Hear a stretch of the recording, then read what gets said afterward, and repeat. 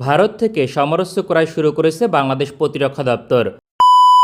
Hello guys, welcome back to our channel. आज की video waiver आप लोगों को शॉकिंग कर देगी, क्योंकि आज की वीडियो में हम आपको ये बताएंगे कि Bangladesh army received Indian weapon. कितनी बड़ी बात है कि अब बांग्लादेश को इंडियन से वेपन मिलने शुरू हो गए हैं। पहले ऐसा नहीं होता था, इंडिया के वेपन बांग्लादेश कंट्री में नहीं आते थे, लेकिन अब बांग्लादेश को इंडियन भी वेपन दे रहा है। कितनी बड़ी बात है। ये सब तभी हो रहा है जब बांग्लादेश कंट्री इतनी ज़्यादा स्ट्रॉन्ग है। और अगर आप लोगों को ये वीडियो अच्छी लगे तो हमारे चैनल को प्लीज़ सब्सक्राइब करना ना भूलिएगा। तो बिना टाइम वेस्ट किए वीडियो को शुरू करते हैं।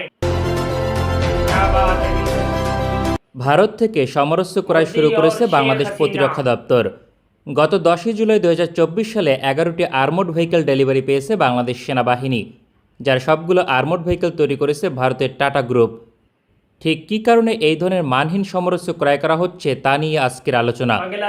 2017 সাল, ঠিক 2018 সালের জাতীয় নির্বাচনের পূর্বে ভারতের সঙ্গে একটি প্রতিরক্ষা চুক্তি স্বাক্ষর করে বর্তমান সরকার, যার আওতাধীন $500 মিলিয়ন লাইন অফ ক্রেডিট প্রদান করে ভারত সরকার, অর্থাৎ বাংলাদেশ সামরিক বাহিনীর জন্য প্রায় 5,000 কোটি টাকার সমরস্য কিনবে।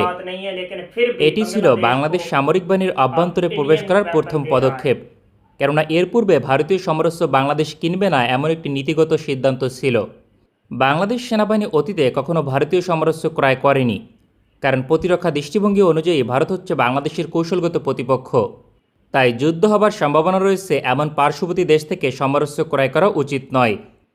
এ নিয়ে ভারত সরকার সন্তুষ্ট ছিল না, কারণ বাংলাদেশ সেনাবাহিনীর উপর নিয়ন্ত্রণ প্রতিষ্ঠা করতে সমরস্য রপ্তানি করা প্রয়োজন ছিল। বাংলাদেশ প্রতিরক্ষা দপ্তর 2017 সালের চুক্তির মাধ্যমে সেই নীতিগত সিদ্ধান্ত থেকে সরে আসে। এটি নিঃসন্দেহে সঠিক সিদ্ধান্ত ছিল না, যার ফলস্বরূপ ভারত থেকে আসতে শুরু করেছে সমরাস্ত্র। অথচ ভারতীয় সেনাবাহিনী এই সকল আর্মড পার্সোনাল ক্যারিয়ার অপারেট করে না। ভারতীয় টাটা গ্রুপের তৈরি 4x4 ক্যাটাগরির এই আর্মড ভেহিকেল সর্বোচ্চ 13 জন সৈনিক পরিবহন করতে সক্ষম। অস্ত্র হিসেবে রয়েছে একটি মেশিন গান।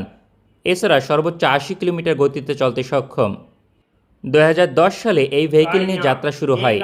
2016 সালে প্রথমবার রপ্তানির জন্য আলোচনা শুরু হয়। ফলস্বরূপ 2019 সালে ভারতীয় প্রতিরক্ষা প্রদর্শনীতে সম্ভবত অর্ডার করে বাংলাদেশ প্রতিরক্ষা দপ্তর। তবে এর রেঞ্জ কত কিলোমিটার কিংবা অন্য সকল তথ্য প্রকাশিত নয়, কারণ ভারত সমরস্য উৎপাদনে পেছনের সারির একটি দেশ। এই আর্মড ভেহিকেল ভারতীয় পুলিশ এবং আধা সামরিক বাহিনী অপারেট করে। দেশটির সেনাবাহিনী এই ভেহিকেল অপারেট করে না, এবং কি ভারতীয় সেনাবাহিনীর আপকামিং আর্মড পার্সোনাল ক্যারিয়ার অন্য দেশ থেকে ক্রয় করবে। বিপরীতে এই ধরনের লো কোয়ালিটির সমরস্য ক্রয় করা হলো বাংলাদেশ সেনাবাহিনীর জন্য, যার আর্থিক মূল্য প্রায় 50 কোটি টাকা।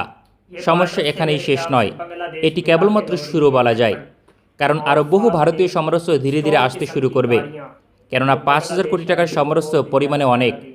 এই পরিমাণ অর্থ দিয়ে পুরনো 12টি F-16 যুদ্ধবিমান পর্যন্ত ক্রয় করা সম্ভব, অথবা 2টি আধুনিক submarine, long range air defence system, short range ballistic missile কিংবা 12টি অ্যাটাক হেলিকপ্টার। এর যে কোনো একটি অপশন নির্বাচন করলে অধিক কার্যকর হতো, যা এই মুহূর্তে জাতীয় নিরাপত্তার স্বার্থে অনেক বেশি প্রয়োজন। অথচ তার পরিবর্তে ক্রয় করা হচ্ছে ভারতীয় লো কোয়ালিটির কিছু সমরাস্ত্র। এরপর ভারত চাইবে প্রতিটি ক্যাটাগরিতে সমরাস্ত্র রপ্তানি করতে। বিমান বাহিনীর জন্য ভারতীয় হাল তেজাস রপ্তানির চেষ্টা করবে। পাশাপাশি দেশটির Akash medium range air defence system, HAL attack helicopter, radar সিস্টেমের মতো সমরাস্ত্র প্রস্তাব করবে। অনিচ্ছার সত্ত্বেও রাজনৈতিক চাপ দিয়ে তা বাংলাদেশে রপ্তানির চেষ্টা করবে, কারণ এই মুহূর্তে ভারতের সঙ্গে ভারসাম্য বজায় রেখে প্রতিরক্ষা আলোচনা করার মতো অবস্থানে বাংলাদেশ প্রতিরক্ষা দপ্তর রয়েছে বলে মনে হয় না। অন্যদিকে সেনাবাহিনীর জন্য বিভিন্ন হালকা সমরস্ত্র ক্রয় চলমান। নৌবাহিনীর জন্য কোস্টাল রাডার সিস্টেম ইতিমধ্যে কিনেছে, যা বাংলাদেশের উপর পরোক্ষভাবে নজরদারি করতে সরাসরি ভূমিকা পালন করবে, কারণ কখন নৌঘাটিতে কোন জাহাজ আসবে এবং যাবে তা আগাম জানতে পারবে ভারত। তাছাড়া বাংলাদেশ নৌবাহিনীর হেভিওয়েট ফ্রিগেট প্রকল্প নিয়েও আলোচনা শুরু করে দিয়েছে দেশটি।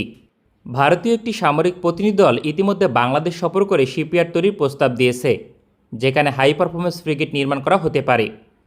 বলা যায় 2018 সালের পর ভারতের উপর এক প্রকার নির্ভরশীল হয়ে পড়েছে বাংলাদেশ।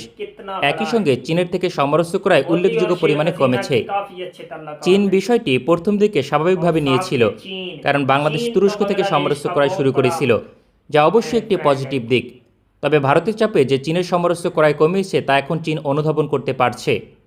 কেননা চীনের থেকে সমরাস্ত্র না কিনে ভারতের লো কোয়ালিটির সমরাস্ত্র কিনছে, যা খোদ ভারতীয় সেনাবাহিনী পর্যন্ত অপারেট করতে অস্বীকৃতি জানিয়েছে। যে কারণে বাংলাদেশের প্রধানমন্ত্রীর সাম্প্রতিক চীন সফর উষ্ণ ছিল না।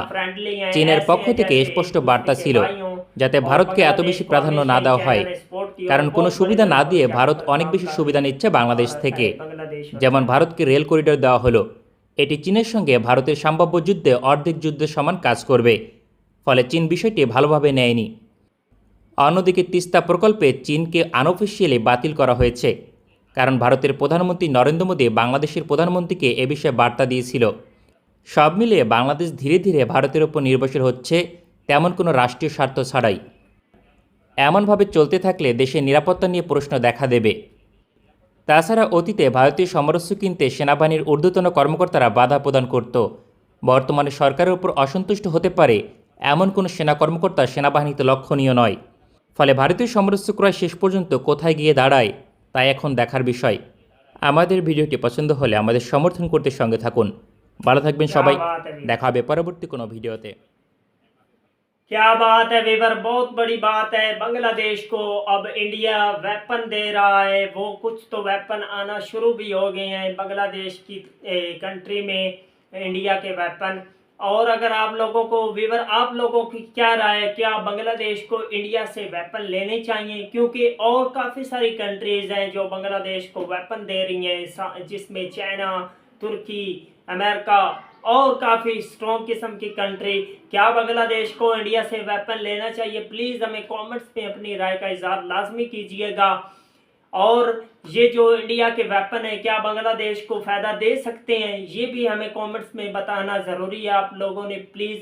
और अगर आप लोगों को बांग्लादेश आर्मी से प्यार है, और अगर आप बांग्लादेश आर्मी की इस तरह की अच्छी और इंटरेस्टिंग आर्मी के रिलेटेड मज़ीद वीडियो देखना चाहते हैं तो हमारे चैनल को सपोर्ट करना ना भूलिएगा। मिलते हैं आपसे नेक्स्ट वीडियो में, तब तक के लिए अपना बहुत सारा ख्याल रखिएगा। अल्लाह हाफिज़।